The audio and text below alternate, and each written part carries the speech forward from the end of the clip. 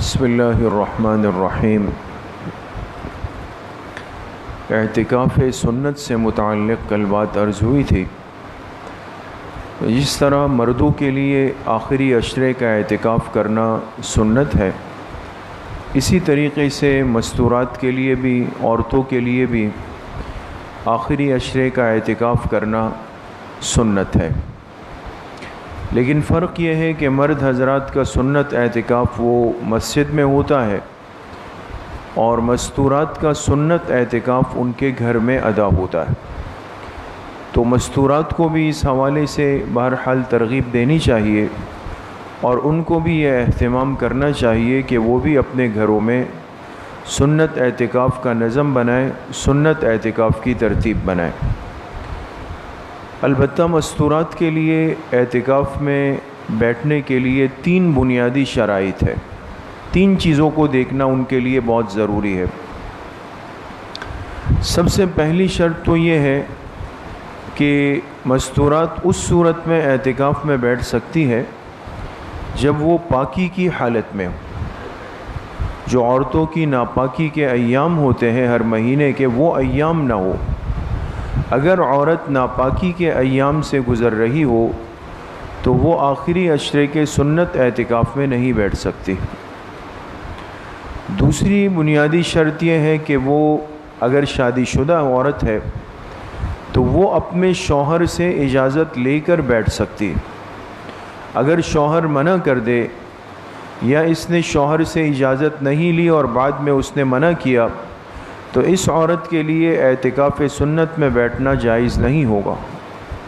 ضروری ہے کہ یہ اپنے شوہر سے اجازت لے لے۔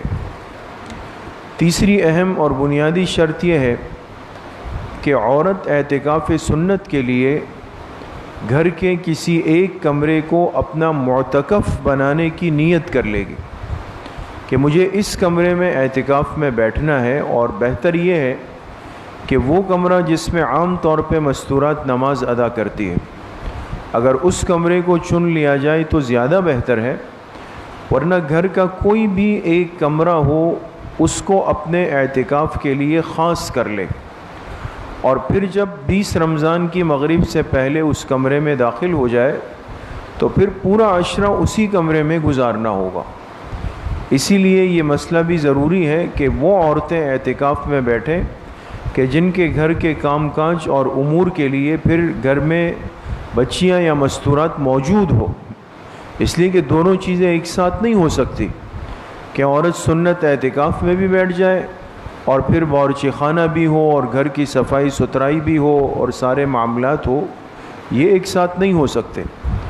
اس لیے وہی عورتیں، وہی مستورات اعتکاف سنت کا ارادہ کریں کہ جن کے لیے گھر کے سنبھالنے کی ذمہ داری نہ ہو، ان کے لیے کوئی نہ کوئی موجود ہو، تو جس کمرے کو معتکف بنانے کی نیت کر لے پھر اسی کمرے میں 10 دن گزارنے ہیں، سوائے اس کے کہ اگر بیت الخلاء یا استنجا خانہ اس کمرے میں نہ ہو تو ضرورت کے لیے کمرے سے باہر جا کے لیکن واپس فوراً اس کمرے میں داخل ہونا ضروری ہوگا۔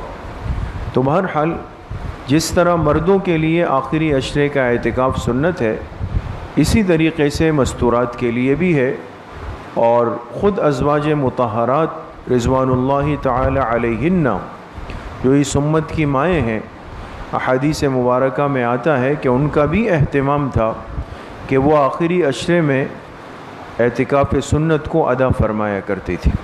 اس لیے جو مستورات، خاص طور پہ جو بڑی عمر کی بزرگ مستورات ہوتی ہے، ان کو اس حوالے سے یہ مسئلہ سمجھانا بھی چاہیے، اور اگر ان کو سہولت ہو تو اعتکاف سنت ان کو ضرور کرنا چاہیے۔